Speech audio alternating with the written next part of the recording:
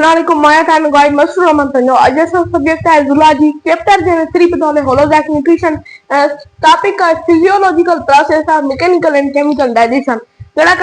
Physiological process and mechanical and chemical digestion में इनके बस control दिखो लिकड़ी से दिखा कंट्रोल दिए करे वो है केमिकल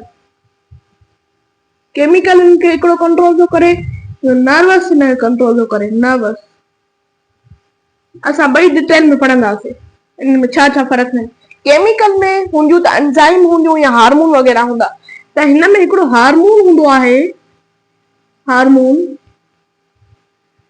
हुंदो आहे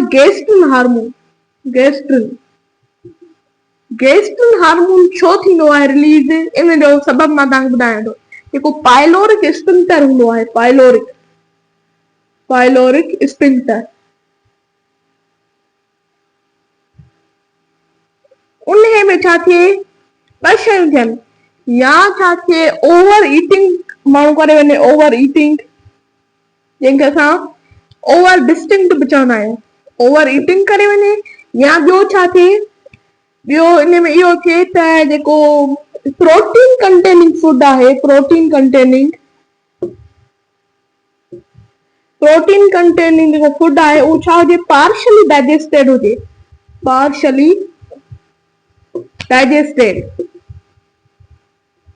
त उन वजह सां जेको गेस्ट्रिन हार्मोन छा थींदो आहे रिलीज थींदो आहे ऐं ॿियो हिकिड़ो हार्मोन मां तव्हांखे ॿुधाईंदो हलां जेको ॿियो हार्मोन आहे सीरोटोनिन हार्मोन छो रिलीज थींदो आहे इहो इन करे रिलीज थींदो आहे छो त जेके गैस्ट्रिक जूसेस आहिनि असां पोइ लेक्चर में पढ़ी आया आहियूं जेके गैस्ट्रिक जूसेस आहिनि उन्हनि जी जेका सीक्रेशन थी थिए जेकॾहिं ओवर सीक्रेशन थी वञे गैस्ट्रिक जूसेस जी ज़रूरत खां वधीक पैदा थी वञनि त हिननि खे छा कंदो आहे इन जी सीक्रेशन खे स्टॉप कंदो आहे या रिड्यूस कंदो आहे जेकॾहिं गैस्ट्रिक जूसेस जो तइदाद वधी वञे त छा थींदी आहे एसिडिटी जेका आहे उहा वधी वेंदी आहे त माना ही अल्टीमेटली छा खे थो रिड्यूस एसिडिटी ठीक है ये थिया केमिकल खे इहो कंट्रोल थो करे ॿियो आहे नर्वस जेको नर्वस सिस्टम थींदा आहिनि उहो ॿिनि क़िस्मनि जा थींदा आहिनि हिकिड़ो थींदो आहे CNS नर्वस सिस्टम ॿियो हूंदो आहे PNS nervous system centralised nervous system ऐं पेरिफेरल नर्वस सिस्टम ठीक आहे हिन में छा फर्क हूंदो आहे इहो फिक्स्ड नर्वस सिस्टम ऐं ही जेको पेरिफेरल आहे उहो अनफिक्स्ड हूंदो आहे ठीक आहे ऐं ॿियो त ही सेंट्रलाइज्ड आहे इहो तव्हां हिते लिखी छॾियो सेंट्रलाइज्ड नर्वस सिस्टम ऐं ही छा आहे पेरिफेरल नर्वस सिस्टम जेको पेरिफेरल नर्वस सिस्टम आहे इनखे केरु कंट्रोल कंदो आहे जेका पैरासिम्पैथेटिक नर्व्स आहिनि नर्व्स इनखे उहे कंट्रोल कंदियूं आहिनि यानी वेगस नर्व्स ऐं ही जेको आहे पेरिफेरल नर्वस सिस्टम इहो छा खे कंट्रोल कंदो आहे छा खे हार्ट बीट खे जेका दिलि जी धड़कन आहे उनखे केरु कंट्रोल कंदो आहे PNS यानी पेरिफेरल नर्वस सिस्टम इनखे कंट्रोल कंदो आहे हाणे जेको absorption of food from stomach जेका एब्जॉर्प्शन कंप्लीट थींदी स्टमक में उहा कहिड़नि शयुनि जी थींदी उन खां पहिरियां इहो ॿुधायो त जेको एब्जॉर्प्शन थींदी त उन महिल जेको फूड हूंदो उहो छा हूंदो लिक्विडिफॉर्म में हूंदो मोनोमर ठीक आहे मोनोमर ऐं कहिड़नि सब्सटेंस जी एब्जॉर्प्शन थींदी मां त लिखी थो वञां जीअं ग्लूकोस वरी साईं सिंपल शुगर ऐं fat soluble substance amino acid in ये छा आहिनि इहे न्यूट्रिएंट्स आहिनि हिकिड़े क़िस्म जा न्यूट्रिएंट्स ऐं हिकिड़ी ॿियो जेको आम आहे न्यूट्रिएंट इज वाटर इन्हनि जी छा थींदी एब्जॉर्प्शन कंप्लीट थींदी स्टमक में। उन खां पोइ हिकिड़ो एमसीक्यू सां डिस्कस कंदो वञा। जेकॾहिं एमसीक्यू में तव्हांखे अचे त मोस्ट एसिडिक आर्गन ह्यूमन, ठीक है, most acidic organ of human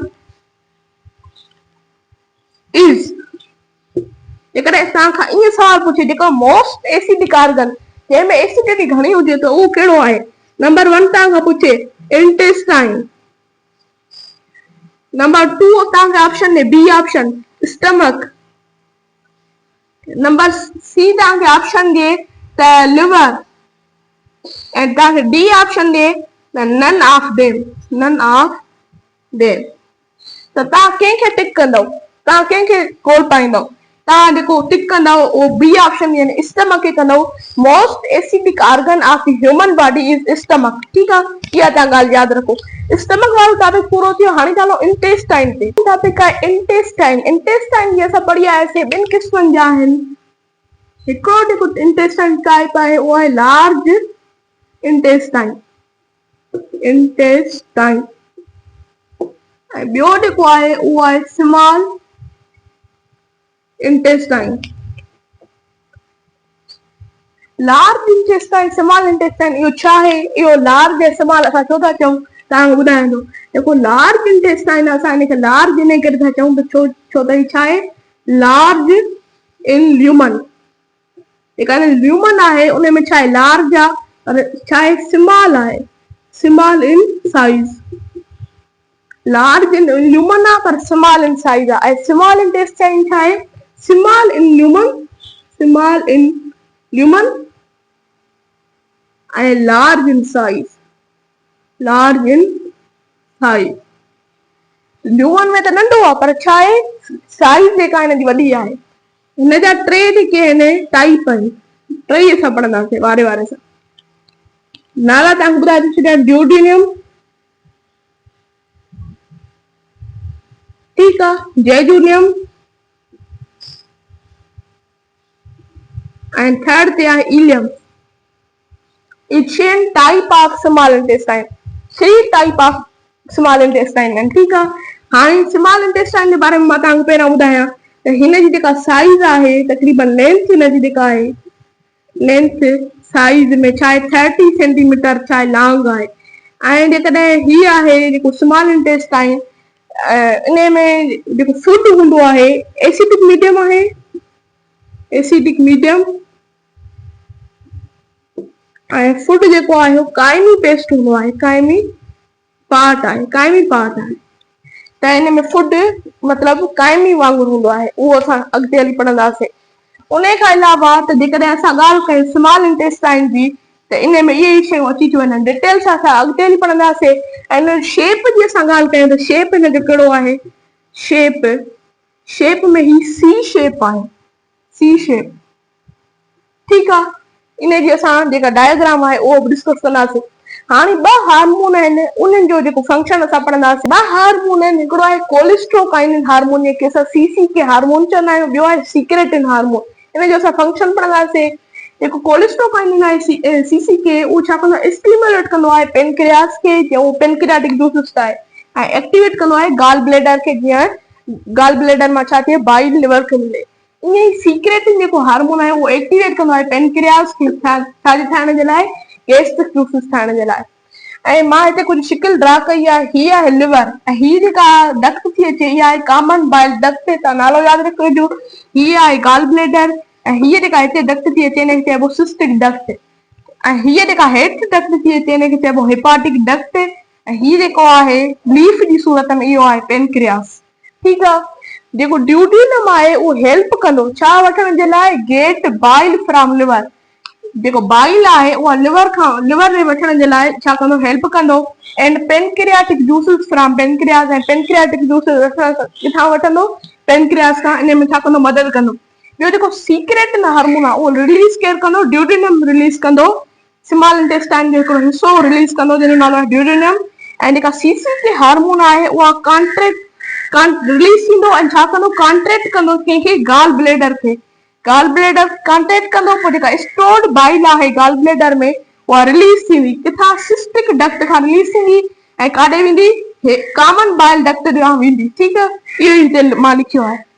इहो थियो अॼु जो असांजो लेक्चर। जेकॾहिं मुंहिंजो तव्हांखे लेक्चर पसंदि आहे त मुंहिंजे लेक्चर खे लाइक कयो, मुंहिंजे चैनल खे सब्सक्राइब कयो। अल्लाह हाफ़िज़।